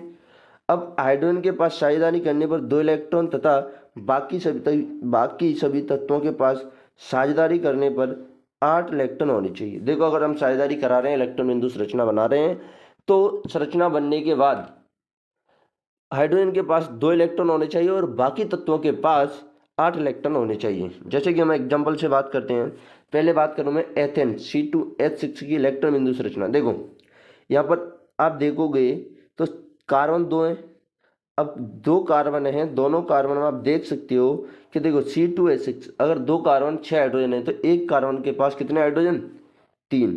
तो इस कार्बन की अगर मैं बात करूं, इस वाले कार्बन की, इसके पास देख सकते हो आप ग्रीन कितने हाइड्रोजन? 1 2 और 3। ठीक है। अब क्या करना है कि देखो, जो आपके तीनों हाइड्रोजन है उनका ये डॉट डॉट दिखाई दे रहा है, वो इनका हाइड्रोजन है। ठीक है। अब आपको बताया कि कार्बन के जो कार्बन है उसके लास्ट में कितने होते हैं? 4 इलेक्ट्रॉन। तो देखो, मैंने जो क्रॉस से दिखाए आपको, तो 1 2 3, मैंने जो आपको क्रॉस से दिखाए हैं वो आपके कार्बन के हाइड्रोजन, और एक यहाँ पर 4 हाइड्रोजन है। इसी प्रकार इसके हाइड्रोजन 1 2 3 तो ये रहे, एक ही रहे। अब इन्होंने एक एक इलेक्ट्रॉन की साझेदारी कर ली, तो आप देख सकते हैं कि आपके देखो, इस कार्बन की अगर मैं बात करूं तो 8 हाइड्रोजन होंगे इसके चारों तरफ, यानी ये जो काला वाला गोला दिखाई दे रहा है इसके अंतर्गत आपको 8 हाइड्रोजन दिखाई देंगे। देखो, 2 ये 2 तो 4 2 6 और 2 8। इसी प्रकार इस वाले काले वाले गोले के अंदर भी आपको 8 हाइड्रोजन दिखाई देंगे, जैसे 2 4 6 8। तो इस प्रकार दोनों की संयोजकता पूर्ति हो गई। इसी प्रकार अगर मैं बात करूं मेथेन CH4, यानी मेथेन की इलेक्ट्रॉन बिंदु संरचना की, तो मेथेन की इलेक्ट्रॉन बिंदु संरचना भी आपसे बोर्ड एग्जाम में पूछी जाती है। और ये जो आपके सामने दिखाई दे रही है ये आपकी मेथेन की इलेक्ट्रॉन बिंदु संरचना। ये डॉट डॉट वाले हाइड्रोजन तो आपके, दो डॉट डॉट वाले इलेक्ट्रॉन वो हाइड्रोजन के हैं, और क्रॉस वाले किसके हैं? आपके कार्बन के। ठीक है। अगर हम बात करें कार्बन के अपर रूपों की, तो कार्बन यानी अपर, सबसे पहले तो अपर रूप किसे कहते हैं? तो किसी तत्व का एक से अधिक रूपों में पाया जाना क्या कहलाता है? अपर रूप। अब जैसे बात करें कार्बन के कितने अपर रूप? 3। हीरा, ग्रेफाइट और फुलरिन। हीरा क्या है? सर्वाधिक कठोर पदार्थ। ग्रेफाइट क्या है? विद्युत का सुचालक। और फुलरिन क्या है कि इसमें कार्बन की संख्या कितनी होती है? 60। कितनी होती है? 60। हाइड्रोकार्बन की बात करें तो हाइड्रोजन और कार्बन से बने यौगिक क्या कहलाते हैं? हाइड्रोकार्बन। अब कितने प्रकार के होते हैं? 2 प्रकार के, एक तो संतृप्त हाइड्रोकार्बन, दूसरे असंतृप्त हाइड्रोकार्बन। अगर मैं बात करूं संतृप्त हाइड्रोकार्बन की, तो कार्बन कार्बन परमाणुओं के बीच कौन सा बंध होता है? एकल बंध। उदाहरण क्या है संतृप्त हाइड्रोकार्बन का? एल्केन। सामान्य सूत्र क्या होता है एल्केन का? CnH2n+2। यह आपसे सामान्य सूत्र पूछा जाता है कि एल्केन का सामान्य सूत्र क्या है, एल्केन का सामान्य सूत्र क्या है, एल्कान का सामान्य सूत्र क्या है? तो CnH2n+2, ये क्या आपका एल्केन का सामान्य सूत्र। अब n का मतलब क्या? पूर्णांक संख्या, जैसे 1 2 3 5 10 15 20 कुछ भी हो सकता है। लेकिन देखो, इस सूत्र का मतलब क्या है? अगर कोई एल्केन होगा तो उसकी पहचान कैसे करोगे? इस चीज का ध्यान रखना कि अगर कोई यौगिक एल्केन है तो उसमें जितने कार्बन की संख्या है उससे 2 गुना अधिक, मतलब जितने कार्बन की संख्या है उसके 2 गुने से 2 अधिक हाइड्रोजनों की संख्या होगी, वो क्या हो जाएंगे आपके? क्या हो जाएंगे आपके? एल्केन। अगर मैं बात करूं असंतृप्त हाइड्रोकार्बन की, तो कार्बन कार्बन परमाणुओं के बीच आपको द्विबंधी मिल सकता है, त्रिबंधी मिल सकता है। अगर मान लो, अब असंतृप्त हाइड्रोकार्बन कितने क्या प्रकार के? 2 प्रकार, एल्किन और एल्केन। अगर कार्बन कार्बन के बीच में डबल बॉन्ड है तब तो क्या है? एल्किन। अगर एल्किन का सामान्य सूत्र पूछे तब क्या लिखना है? CnH2n। अगर मान लो कि कोई तत्व एल्किन है तो उसमें जितने कार्बन है उसके 2 गुना हाइड्रोजन होंगे, तो क्या हो जाएगा? एल्कीन। उसके बाद एल्काइन। तो एल्काइन में कार्बन कार्बन के बीच कौन सा बंध होता है? त्रिबंध। सामान्य सूत्र क्या है? CnH2n-2। मतलब अगर कोई एल्काइन है तो उसमें कार्बन के 2 गुने से 2 कम हाइड्रोजन होंगे, तो वो क्या हो जाएगा? एल्काइन। अगला टॉपिक है कार्बन की सर्वतोमुखी प्रकृति। तो कार्बन की सर्वतोमुखी प्रकृति यानी सबसे ज्यादा कार्बन क्यों पाया जाता है? तो उसका पहला कारण है श्रृंखलन का गुण, दूसरा कारण है चतुसंयोजकता। यानी एक तो श्रृंखलन का गुण सबसे अधिक होता है कार्बन के अंतर्गत, और दूसरा संयोजकता कितनी होती है? 4। अगला टॉपिक है कार्बन की यौगिकों की रासायनिक गुणधर्म।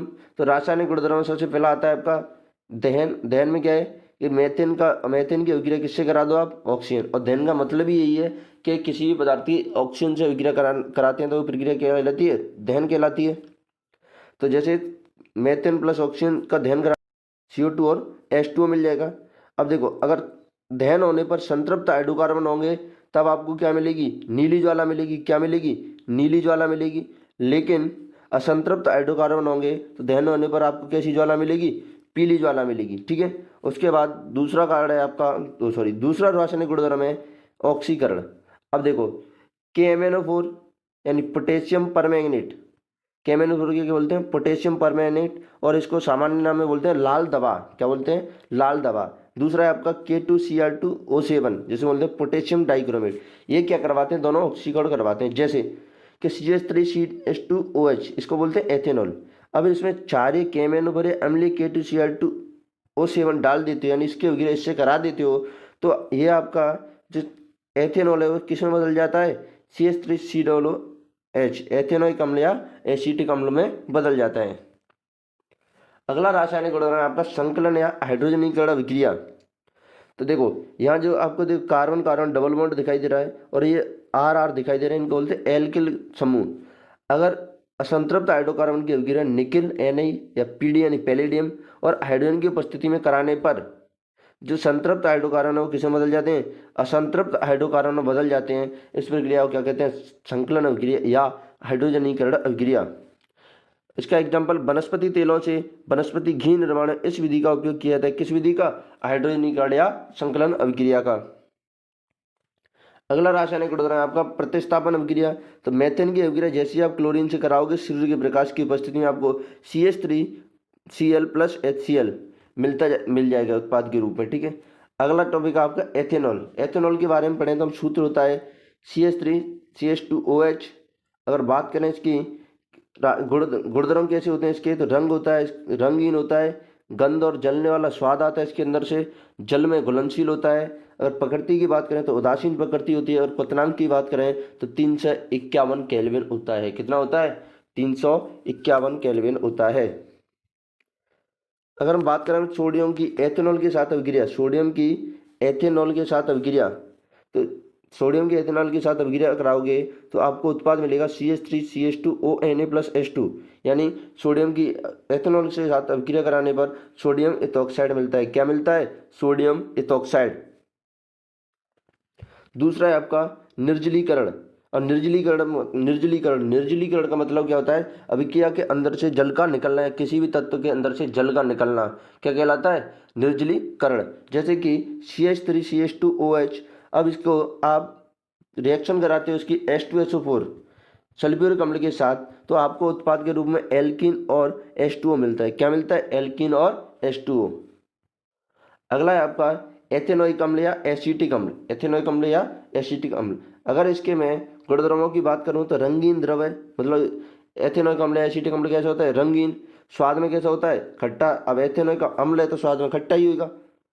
उसके बाद सिरके जैसी गंध आने लगती है। और क्वथनांक की बात करें तो कितना होता है, 391 केल्विन। शुद्ध एथेनोइक अम्ल शीतलन करने पर बर्फ की तरह जम जाता है, इसलिए इसे ग्लेशियल एसिटिक अम्ल भी कहते हैं। जो शुद्ध एथेनोइक अम्ल है तो उसे क्या बोल देते हैं हम, शुद्ध एथेनोइक अम्ल शीतलन करने पर मतलब ठंडे में बर्फ की तरह जम जाता है तो उसे क्या बोल देते हैं हम, ग्लेशियल एसिटिक अम्ल। और इसका 3 से 4% विलयन होता है, उसको क्या बोल देते हैं, सिरका। क्या बोल देते हैं, सिरका। अब इसकी अभिक्रियाओं की बात करें तो पहली आती है आपकी एस्टरीकरण अभिक्रिया। तो एथेनोइक अम्ल की अभिक्रिया एथेनॉल से करा दो, एथेनॉल की अभिक्रिया एथेनोइक अम्ल की अभिक्रिया एथेनॉल से करा दो H2SO4 की उपस्थिति में, तो आपको जो उत्पाद मिलेगा वो क्या मिलेगा, एस्टर। अब एस्टर की गंध कैसी होती है, तो मीठे फलों जैसी एस्टर की गंध होती है। ये क्वेश्चन आपको बोर्ड एग्जाम में पूछा गया था। ठीक है। अगली अभिक्रिया आपकी क्षार से अभिक्रिया या सावनीकरण।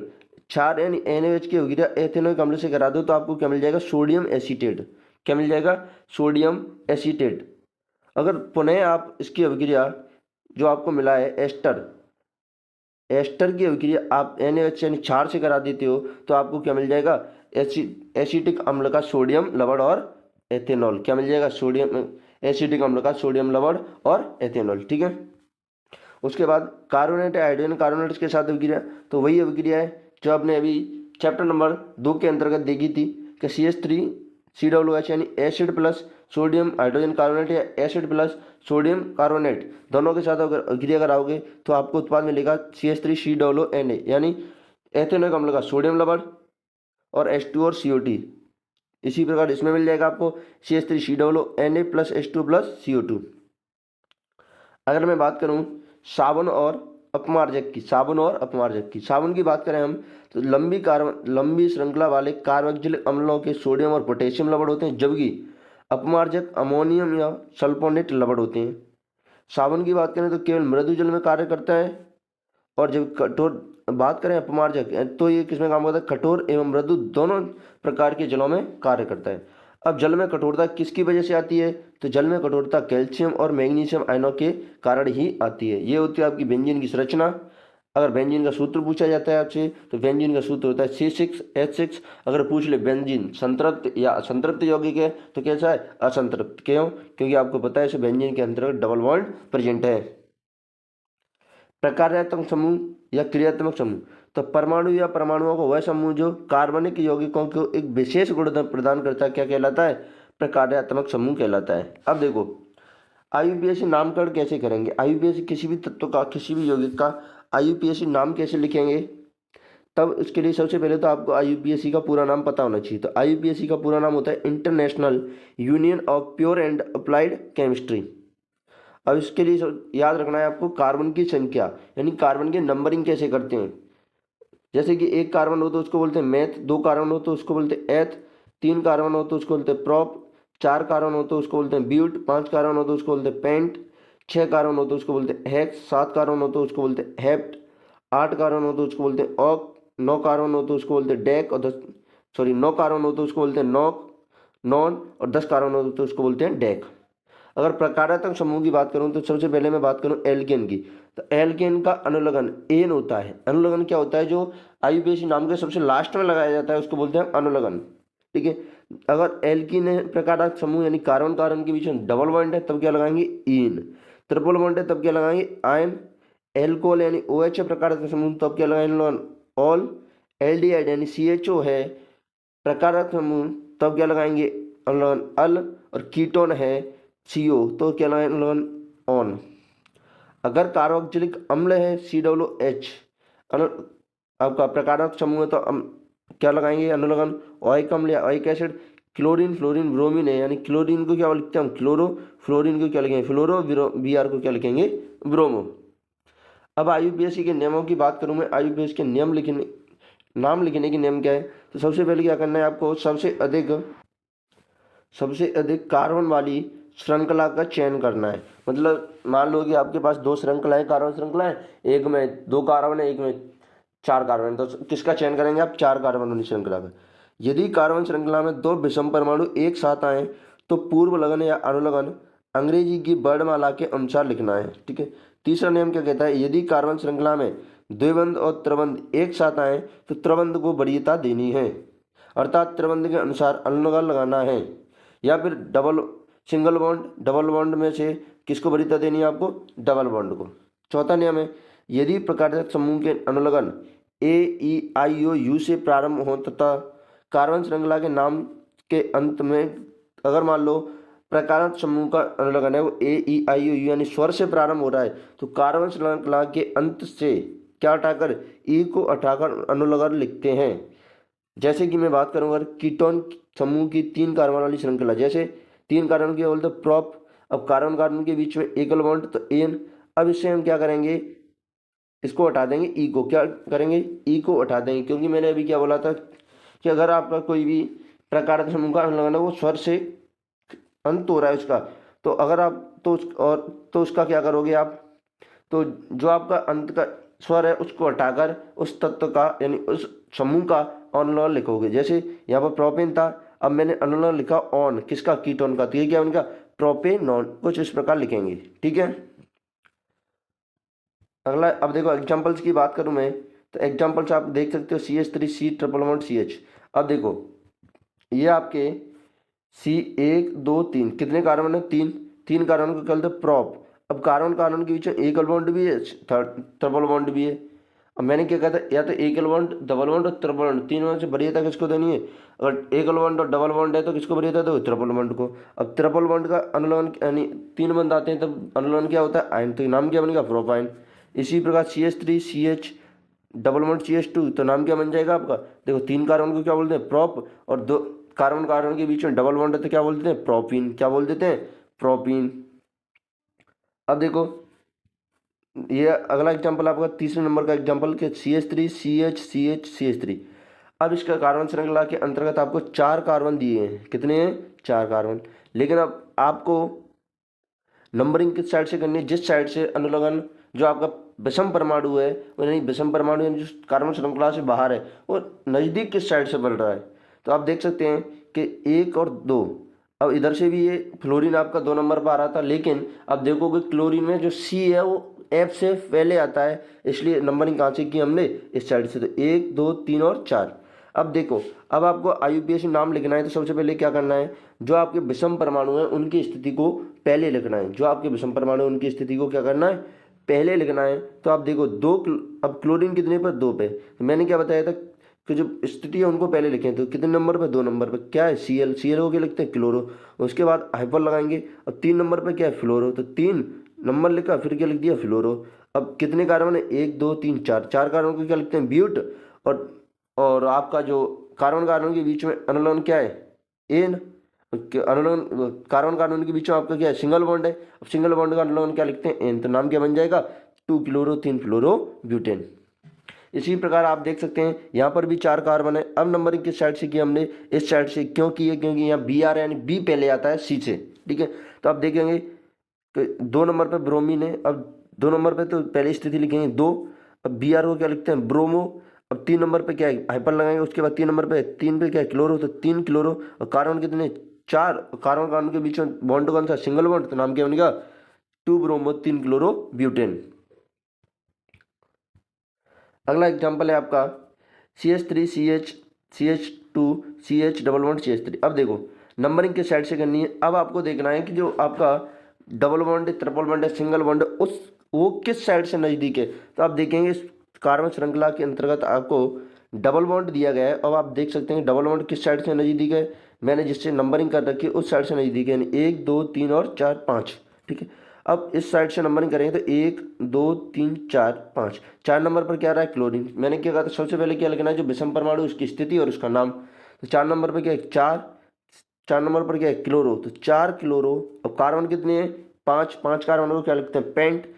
अब अनुबंध क्या लगाएंगे? तो देखो कार्बन कार्बन के बीच में क्या है? एकल बॉन्ड भी है, डबल बॉन्ड भी है, तो किसकी चलेगी? डबल बॉन्ड की। तो अनुलग्न किसके अनुसार आएगा? डबल बॉन्ड के अनुसार। तो अब आपको बताया कि कार्बन कार्बन के बीच में डबल बॉन्ड आता है तो अनुलग्न क्या लिखते हैं हम? इन। तो नाम क्या बनेगा? 4 क्लोरोपेंटीन। क्या बनेगा? 4 क्लोरोपेंटीन। अगला टॉपिक आता है आपका समजातीय श्रेणी। क्या आता है? समजातीय श्रेणी। तो कार्बन यौगिक ऐसी श्रेणी, कार्बन यौगिकों की ऐसी श्रेणी जिसमें प्रकारक समूह समान हो, यानी ऐसी श्रेणी कार्बनिक यौगिकों की जिसमें प्रकारक समूह समान हो। और समजातीय श्रेणी के अंतर्गत जो अंतर होता है वो किसका होता है? CH2 का। किसका होता है? CH2 का। जैसे कि मैं बात करूं CH4 CH2 H6 CH3 H8। अब अगर आप निकाल के देखोगे आप तो यहाँ पर आप CH2 का अंतर मिल जाएगा। दूसरा example CH3OH C2H5OH CH3H7OH C4H9OH, इनमें भी आप निकाल के देखोगे तो आपको CH2 का अंतर मिल जाएगा। ये होती है आपकी समजातीय श्रेणी। उसके बाद संरचनात्मक समावयव। तो वे यौगिक जिनके अणुसूत्र समान हो परंतु संरचना कैसी हो? अलग अलग, वो क्या होते हैं? संरचनात्मक समावयव। जैसे देखो सभी का सूत्र तो क्या? C4H10, लेकिन इसके आप समावयव बनाओगे तो कितने बनेंगे? दो। एक तो ये आपका N ब्यूटेन मतलब नॉर्मल सीधी श्रृंखला। दूसरा क्या बन जाएगा आपका? आइसोब्यूटेन। अब आइसो किसे बोलते हैं? अगर इस प्रकार आपको कुछ दिखाई दे रहा है इस प्रकार तो इसको क्या बोलते हैं हम? आइसोब्यूटेन। अगर मैं बात करूँ C5H12 कितने समावयव बनेंगे? 3। एक तो आपका नॉर्मल पेंटेन, उसके बाद आपका आइसोपेंटेन। मैंने क्या बोला था? इस प्रकार कुछ दिखाई दे जाए, यानी लास्ट से एक छोड़ के दूसरे कार्बन पर CH3 लगी हो, उसको क्या बोलते हैं? आइसो। और देखो तीसरा समावयव कौन सा है? नियोपेंटेन।